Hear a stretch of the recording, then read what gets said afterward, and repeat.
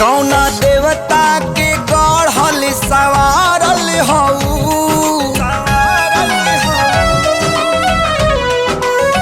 कौना देवता के गढ़ल सवारल हो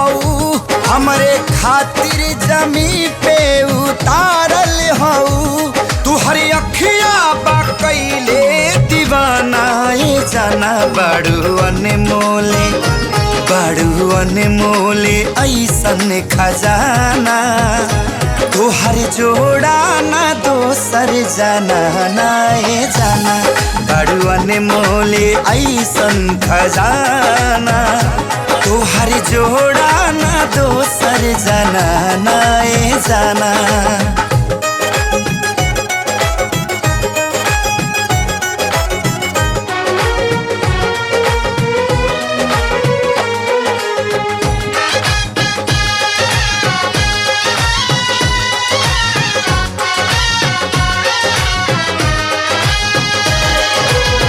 सनवा से रंग लेके चेहरा बनावाले चमक के गोराई गोरे गाल के कारी रे बदरिया से केसिया संवरा ले लागत फुर्सत निकाल के हवा मारी दया चरवा फहर जाना हो मुड़ के देखे त नजरिया ठहर जाना हो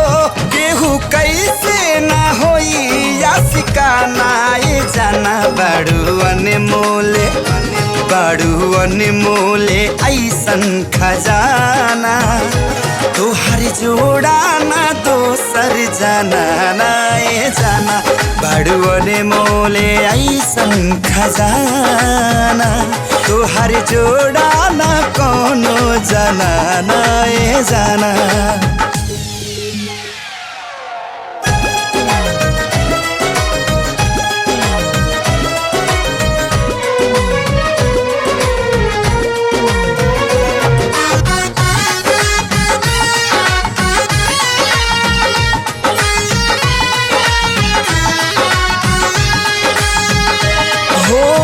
जहाँ जहाँ डेगे अपन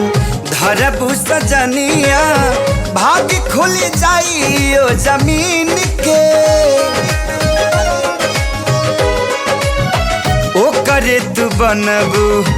कनिया रनिया लाइल होई किस्मत जे छीन के